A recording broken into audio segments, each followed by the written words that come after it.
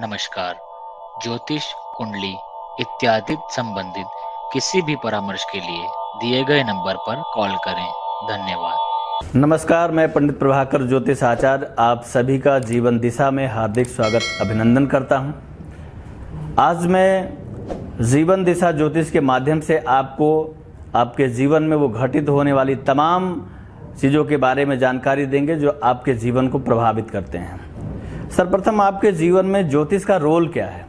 ज्योतिष ज्ञान कराता है कि हमको किस प्रकार का कर्म करना चाहिए, ये कर्म ज्ञान है। ज्योतिष किसी का भाग्य नहीं बदलता है, ज्योतिष भाग्य संवारता है। इसलिए ज्योतिष मुझे कर्म ज्ञान कराता है कि मुझे क्या कर्म करना चाहिए जिसके माध्यम से हमारा जीवन बदल सके। और वो कर्म ज्ञान अगर मुझे हो जाता है तो निश्चित है कि हमारे जीवन में परिवर्तन आएगा, क्योंकि कहा गया है कि कर्म प्रधान विश्व रचि राखा। यदि हम कर्म अच्छा करेंगे तो निश्चित है कि हमारे जीवन में उन्नति आएगी ही आएगी। वो कर्म का ज्ञान कौन कराएगा? ज्योतिष कराएगा। तो आज जीवन दिशा ज्योतिष के माध्यम से मैं आपको बताना चाहूँगा कि क्या आप उपाय करें और किस प्रकार का कर्म आपको करना है जिससे आपके जीवन में परिवर्तन आए। आप ज्योतिष से क्या अपेक्षाएं रखते हैं, क्या उम्मीद रखते हैं कि आने वाले समय में ज्योतिष आपका किस प्रकार से सहयोग करे और हम आपकी किस प्रकार से मदद करें, इसके बारे में आज जरूर चर्चा करेंगे। ज्योतिष बहुत ही गूढ़ विषय है और हमारे जीवन के उन तमाम विषयों के बारे में बता सकता है जिनसे हम अनभिज्ञ रहते हैं। आखिर हमारे जीवन में परेशानियां आती हैं तो उसका क्या कारण हो सकता है, क्या रीजन हो सकता है जिसकी वजह से हमारे जीवन में दिक्कतें पैदा होती हैं। दिक्कतें पैदा क्यों होती हैं उसका भी रीजन होता है, क्योंकि हमारी कुंडली में कोई ग्रह ऐसे होते हैं जो किसी ऐसे भाव में बैठते हैं जिससे हमारे जीवन का जो है समूल जो उद्देश्य होता है वो बदल जाता है। हम कितनी भी मेहनत कर लें, कितनी भी कोशिश कर लें, उसके बावजूद भी हमारे जीवन में परिवर्तन नहीं आते हैं। सपोज दैट मैं आपको एक एग्जाम्पल देना चाहता हूँ। दो व्यक्ति हैं, एक साथ शिक्षा प्राप्त करते हैं, दोनों ही जो है बराबर एजुकेशन लेकर के, और एक रिक्शा चलाता है, एक इंजीनियर होता है। आखिर ऐसा क्या है उन दोनों में कि एक रिक्शा चला रहा है और एक इंजीनियर है? यही ज्योतिष है और यही ग्रहों का प्रभाव है कि उनके जीवन में उसका क्या रोल है और क्या महत्व है और किस प्रकार से वो उनको सहयोग करता है। तो ग्रहों का जीवन में बहुत बड़ा रोल है। इसीलिए कहा गया है ग्रहाधीनम जगत सर्वम मंत्राधीनम च देवता ते मंत्रा ब्राह्मणाधीनम तस्मात् ब्राह्मण देवता।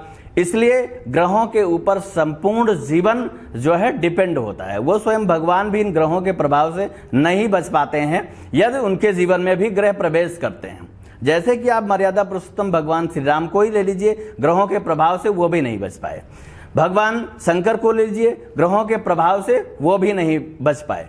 जो इस पृथ्वी पर पैदा हुआ है, ग्रहों का प्रभाव उनके ऊपर अवश्य आता है और इन ग्रहों का हमको समय रहते उपाय करना चाहिए और इन उपायों के माध्यम से हम अपना जीवन बदल सकते हैं। वो परेशानियां आपकी किसी भी प्रकार की क्यों ना हो, चाहे वो आपकी हेल्थ से जुड़ी हुई समस्याएं क्यों ना हो।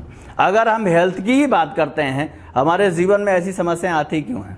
स्वास्थ्य हर व्यक्ति चाहता है, क्योंकि कहा गया है कि प्रथम सुख निरोगी काया। अगर हमारा शरीर जो है स्वस्थ है तो स्वास्थ्य ही सबसे बड़ा धन है और इससे बढ़कर के कुछ है नहीं। यदि हमारा शरीर स्वस्थ है तो हम जीवन में बहुत कुछ कर सकते हैं, बहुत ही उन्नति कर सकते हैं और हर काम को तभी कर सकते हैं जब मेरा स्वास्थ्य अच्छा होगा। स्वास्थ्य खराब क्यों होता है? आखिर हमारे जीवन में ऐसे कौन से ग्रह हैं जो प्रभाव डालते हैं, कौन से ऐसे भाव हैं जो हमारे जीवन को प्रभावित करते हैं जिससे मेरा स्वास्थ्य खराब होता है?